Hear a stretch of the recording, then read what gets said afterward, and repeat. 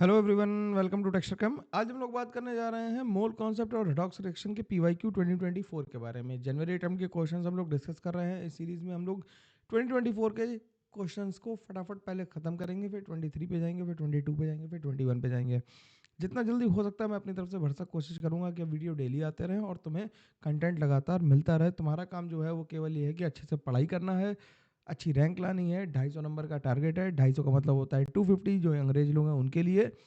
और हम लोग अच्छे से पढ़ाई करके रैंक लाएंगे और चैनल को ग्रो करने के लिए आपको अपने दोस्तों को शेयर करना है। जूनियर्स को बता दो यार, उन लोगों को तो अगर 11th वालों को मिल जाएगा अभी तो उन लोगों को काफ़ी तसल्ली रही। वो तुम्हारे कंपटीशन में नहीं है ना।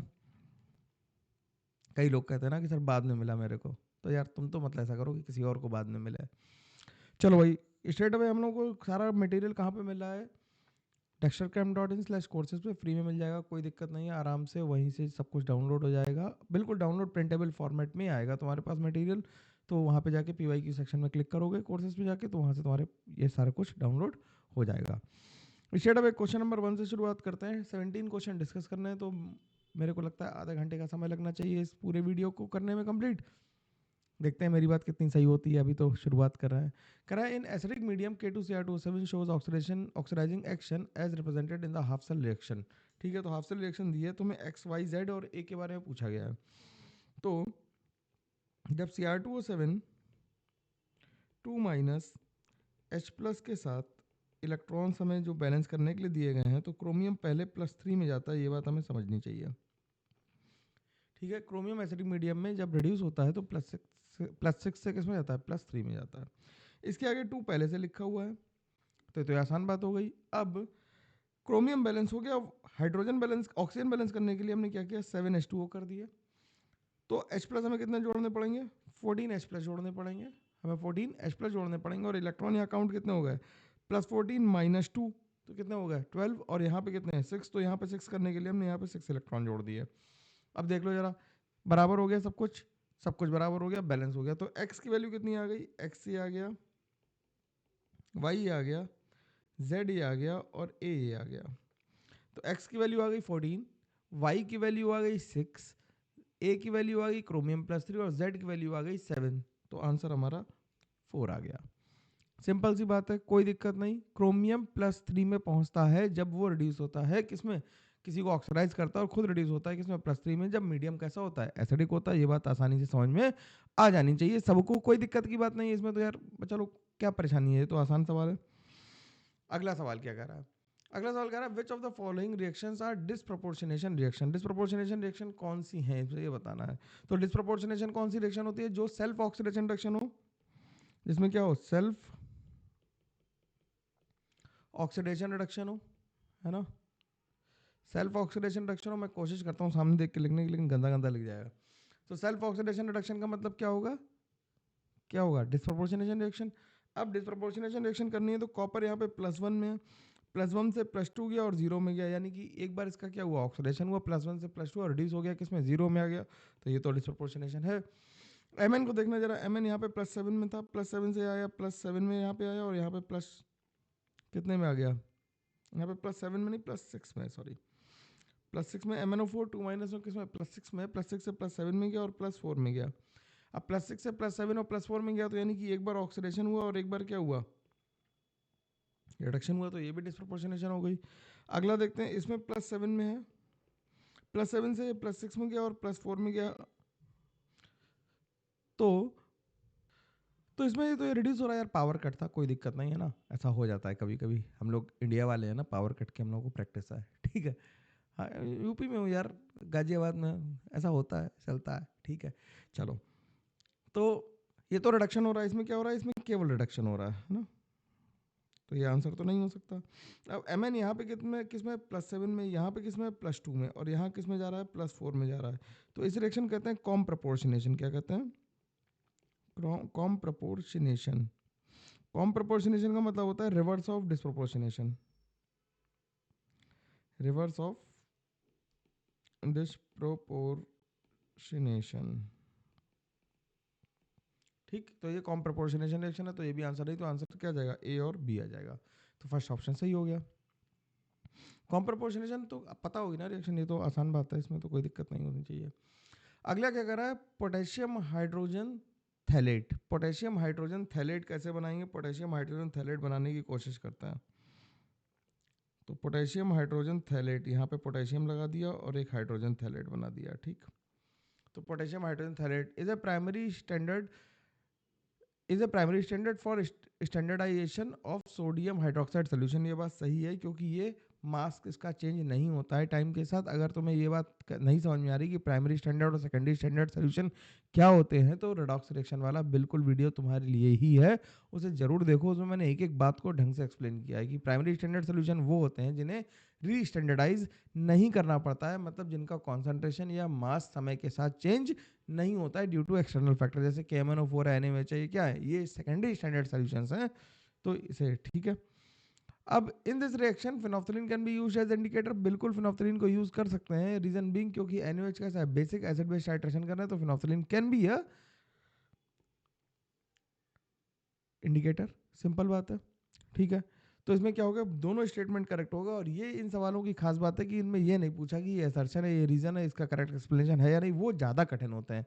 एम आई राइट और रॉन्ग, प्लीज कमेंट। अगला क्या कर रहा है, which of the following can not function as an oxidising agent. अब ऑक्सीडाइजिंग एजेंट की तरह फंक्शन करने के लिए उसे खुद रिड्यूस होना पड़ेगा। तो सल्फर +6 में देखो, नाइट्रोजन -3 में, ब्रोमीन +5 में है और Mn+7 में। तो ये तो सारे क्या है, ऑक्सीडाइजिंग एजेंट है। नाइट्रोजन कैसा है, नाइट्राइड आयन पहले से ही -3 में, -3 से और रिड्यूस होकर कहाँ जाएगा, कहीं नहीं जा पाएगा। तो ये कभी भी ऑक्सीडाइजिंग एजेंट की तरह एक्ट नहीं कर सकता, हमेशा क्या रहेगा, रिड्यूसिंग एजेंट ही रहेगा, ठीक। अगला क्वेश्चन, अगला क्वेश्चन कह रहा है KMnO4 decomposes on heating at 513 kelvin to form O2 along with. अब ये क्वेश्चन पिछली वाली टेस्ट सीरीज से बिल्कुल इन्वोक था, तो देख लेते हैं इसके क्या होता है कि KMnO4 को जब हम हीट करते हैं तो इससे K2MnO4 बन जाता है, MnO2 बनता है और O2 बनती है। रिएक्शन बैलेंस करने की जरूरत नहीं क्योंकि हमसे तो सीधे प्रोडक्ट पूछा है, तो हम प्रोडक्ट को मार्क कर देंगे, बैलेंस वैलेंस नहीं करेंगे, ठीक है। अगला सवाल देखते हैं। अगला सवाल क्या कर रहा है, chlorine undergoes disproportionation reaction in alkaline medium. अब जब ClO- और Cl- बन रहा है तो ये कोल्ड कॉन्सेंट्रेट OH- है, कैसा है, कोल्ड कॉन्सेंट्रेट OH- है। दो रिएक्शन होती हैं, हॉट कॉन्सेंट्रेट NaOH के साथ और कोल्ड कॉन्सेंट्रेट। तो इसके साथ रिएक्शन लिखते हैं कैसे, Cl2 की रिएक्शन OH- से लिखी, हमें नहीं पता बैलेंस क्या होगी, तो हमने अलग अलग लिख लिया सबको, क्या कि ClO- आ गया, Cl- आ गया और H2O आ गया, ठीक है भाई। अब क्या हुआ, क्लोरीन जीरो से कहाँ गया, क्लोरीन जीरो से +1 में गया और -1 में गया, तो डिस्प्रोपोर्शनेट हुआ क्लोरीन, ठीक। तो क्लोरीन का एन फैक्टर कितना आ गया, एन फैक्टर क्लोरीन का आ गया 2, तो इसमें 2 से मल्टीप्लाई कर लें और OH- तो स्पेक्टेटर है, कोई दिक्कत की बात नहीं है, तो क्लोरीन को ऐसे ही बैलेंस कर लेते हैं। तो ये 2OH- हो गया। अब देखना भाई जरा, तो ClO- आ गया और आ गया Cl- और आ गया H2O। तो जरा देखना, दो OH- आने से यहाँ पे दो नेगेटिव बैलेंस हो गए, दो H बैलेंस हो गए, दो ऑक्सीजन हो गए, दो हाइड्रोजन हो गए और दो क्लोरीन हो गए। अरे वाह, ये तो बैलेंस हो गई रिएक्शन। तो A की वैल्यू आ गई 1, B की वैल्यू आ गई 2, C की वैल्यू आ गई 1, D की वैल्यू आ गई 1 और E की वैल्यू आ गई 1। तो हमें ABCD की वैल्यू बतानी थी, तो 2 1 1 आंसर आ जाएगा, ए आंसर आ गया, ठीक है ना, कोई परेशानी इसमें नहीं होगी। अगला सवाल क्या कह रहा है, अगला सवाल कह रहा है acid solid undergoes disproportionation reaction under alkaline condition to form H2- and H2O3 2-। बिल्कुल ये सही बात है, जब सल्फर की रिएक्शन किससे कराते हैं हम लोग, सल्फर की रिएक्शन NaOH से कराते हैं, तो नॉन मेटल जब NaOH के साथ रिएक्ट करते हैं जैसे सल्फर फॉस्फोरस, तो ये डिस्प्रोपोर्शनेट हो जाते हैं, और सल्फर डिस्प्रोपोर्शनेट होकर क्या बनेगा, Na2S बनाएगा और Na2H2O3 बनाएगा, और Na2H2O3 का नाम क्या होता है, हाइपो, ठीक है। तो ये पहला बिल्कुल ठीक है। अगला क्या कर रहा है, ClO4- undergoes disproportionation under acidic condition. अरे यार, ClO4- पे ऑक्सीडेशन नंबर कितनी है, ऑक्सीडेशन नंबर क्लोरीन की 7 है, तो ये this can not undergo disproportionation, common sense, क्योंकि क्लोरीन अपनी मैक्सिमम ऑक्सीडेशन स्टेट में फर्दर ऑक्सीडाइज नहीं हो सकता, अंडरगो डिस्प्रोपोर्शनेशन, ठीक है ना। तो ये डिस्प्रोपोर्शनेशन नहीं कर सकता, तो पहला सही है और दूसरा गलत है। तो पहला सही दूसरा गलत, ऐसा कौन सा ऑप्शन है, पहला ही ऑप्शन है, ठीक, वही है ना, और भी कोई है, वही है, ठीक। अगला देखते हैं। अगला सवाल कह रहा है, हमसे ये पूछा जा रहा है कि a sample of calcium carbonate and magnesium carbonate weight 2.21 grams, ठीक, is ignited to constant weight of 1.152 grams. The composition of the mixture is, लंबा सवाल होने वाला है, ध्यान से देखना, कुर्सी की पेटी बांध लो अपनी। क्या हो रहा है कि कैल्शियम कार्बोनेट को जब हीट करोगे तो क्या हो जाएगा बच्चा लोग, कैल्शियम ऑक्साइड हो जाएगा और CO2 निकलेगी। और जब मैग्नीशियम कार्बोनेट को हीट करोगे तो क्या होगा, मैग्नीशियम कार्बोनेट को हीट करोगे तो मैग्नीशियम ऑक्साइड प्लस CO2 निकलेगी, ठीक। तो इसका मास मान लेते हैं x और ये हो गया 100 माइनस एक्स, ठीक है, मतलब 100 माइनस एक्स क्या, 100 माइनस का 100 नहीं, इसके मोल्स मान लें कितने हो जाएंगे, y मान लो, चलो छोड़ो, है ना, 100 नहीं है वो 2.21 है, गंदा नंबर है ना, 100 होता तो मान लेते हैं। तो इसके मोल्स कितने हो गए, इसके मोल्स हो गए बाई 100, इसका मोलर मास मैग्नीशियम कार्बोनेट का कितना हो गया, मैग्नीशियम का होता है 24, कार्बोनेट का 60 यानी कि 84। रिएक्शन सारी बैलेंस है तो इसके मोल्स आ गया x बाई 100, इसके आ गया y बाई 84, इसका मोलर मास हो गया 40, इसका मोलर मास हो गया 56, ठीक। अब तुम्हें दो इक्वेशन पता है कौन कौन सी, कि एक तो x plus Y equal to 2.21 है, ठीक, और दूसरी इक्वेशन तुम्हें जो पता है वो पता है कि x upon 100 into 56 plus Y की वैल्यू हम लिख दें कितनी, अब यहाँ पे लिख दें 2.21 माइनस, पहले अच्छा एक बार लिख ही देते हैं, y upon 84 into 40 is equal to 1.152। दो इक्वेशन है, दो अननोन है, सॉल्व हो जाएगा, सॉल्व करके भी दिखा देता हूँ।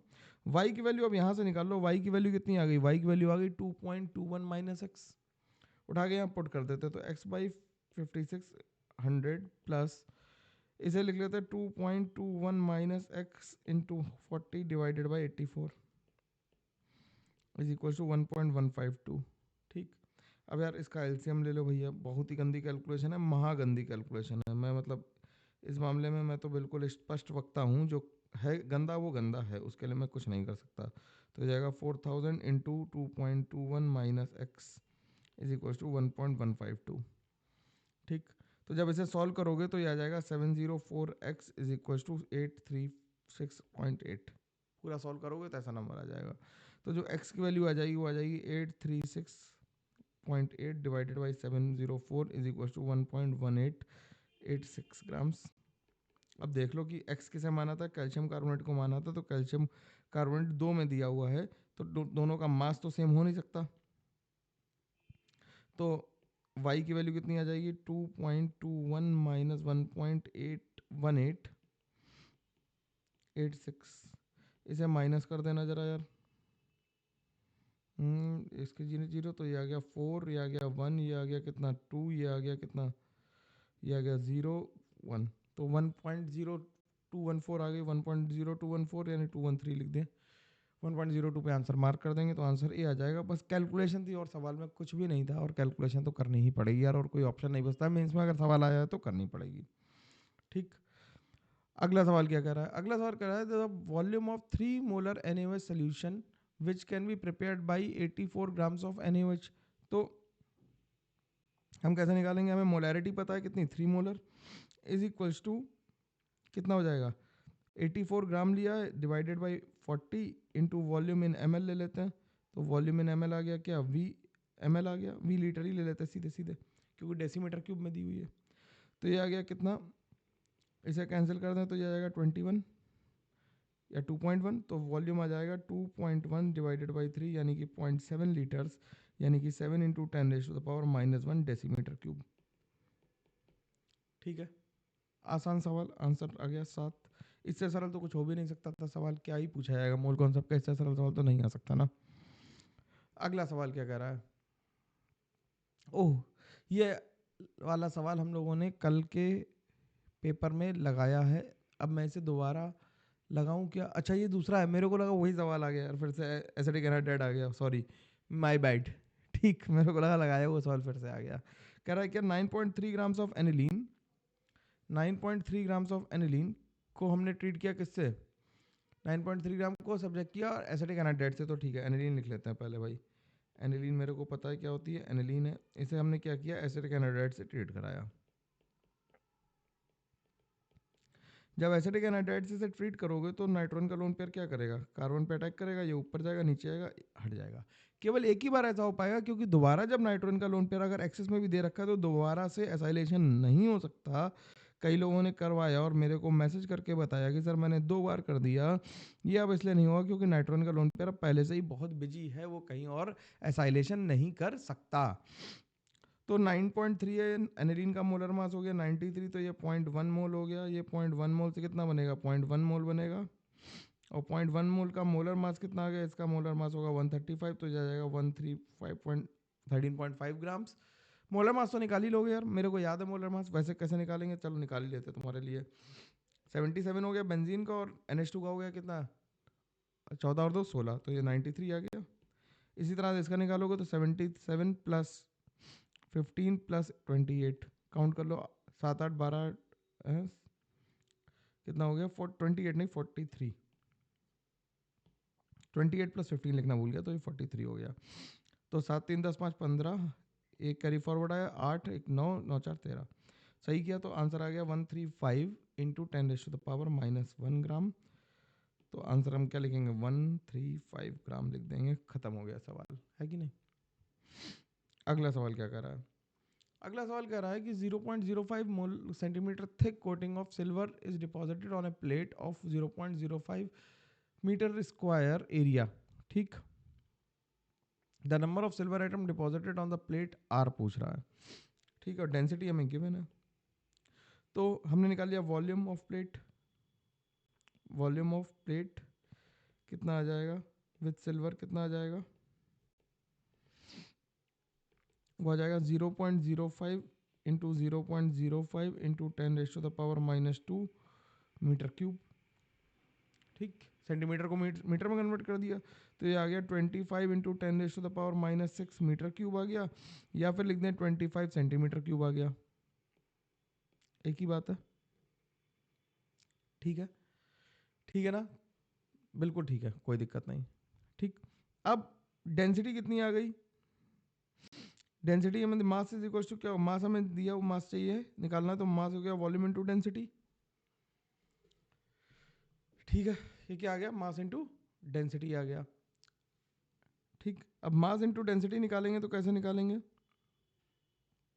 मास इनटू डेंसिटी, मास कितना आ गया 25, मास वॉल्यूम आ गया, mass is equal to volume into density करेंगे, मेरे से मुंह से कुछ और निकल जा रहा है। ठीक है, जल्दी जल्दी में, जल्दी नहीं आराम से करता है ना।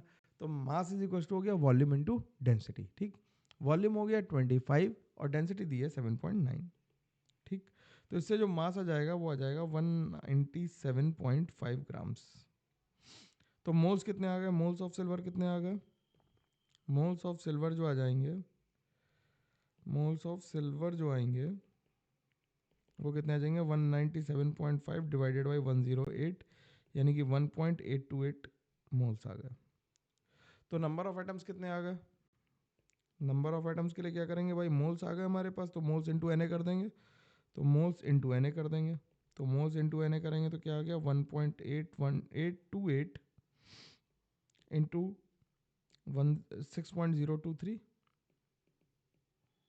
या 22 इंटू 10⁻23, 23 या 22 ले लो, उससे कोई फ़र्क पड़ेगा नहीं क्योंकि नंबर बहुत बड़ा है। तो आंसर हम 11 लिख देंगे, इसमें 11.01 आ रहा है, 11 लिख देंगे, काम खत्म हो जाएगा, सिंपल सी बात है। ठीक है, सवाल समझ में तो आ रहा होगा। अगला सवाल क्या कह रहा है, अगला सवाल कह रहा है consider the following reaction 3 PbCl2 plus twice ammonium phosphate gives thrice lead phosphate plus 6 NH4Cl। Balance करके रिएक्शन दी है, कह रहा है 72 मिलीमोल्स है PbCl2 के mixed with 50 millimoles of ammonium phosphate, the amount of lead phosphate form in millimoles to the nearest integer हमें बताना है। बहुत अच्छी बात है, तो रिएक्शन लिख लेते हैं जरा कि PbCl2 की रिएक्शन कराई है किससे, अमोनियम फॉस्फेट से कराई है, और इससे क्या बन गया, लेड फॉस्फेट बन गया और NH4Cl बन गया। ये किसके थे 72/3 कर देते हैं इसे, और ये हो गया कितने, इसके 50 मिलीमोल्स थे, बाई 2 कर देते हैं। तो इससे हम क्या निकाल लेंगे सीधे, इनफैक्ट मतलब लिमिटिंग निकाल लेंगे,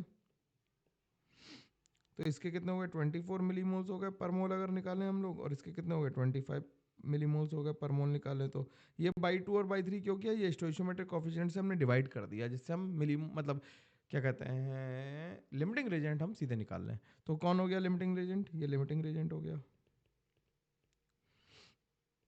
अब इसके 3 मोल से कितना बन रहा है, 1 मोल, इसके 3 मोल से कितना बन रहा है, 1 मोल, तो 72 मोल से कितना बनेगा, ऐसा लिख लो कि 3 मोल्स ऑफ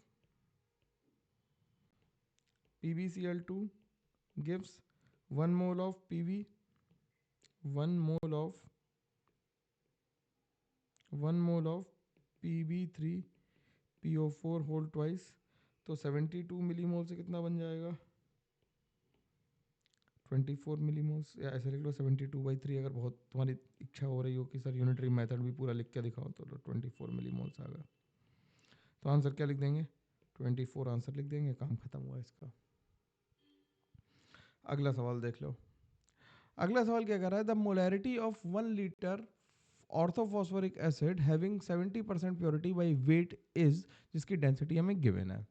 तो मास ऑफ सॉल्यूशन कितना हो गया, मास ऑफ 1 लीटर सॉल्यूशन क्या हो गया, मोलैरिटी निकालनी तो 1 लीटर में मास निकाल लेते, मास ऑफ 1 लीटर सॉल्यूशन कितना हो गया, मास ऑफ 1 लीटर सॉल्यूशन जो आ गया वो आ गया 1.54 इंटू 1000, यानी कि 1540 ग्राम्स।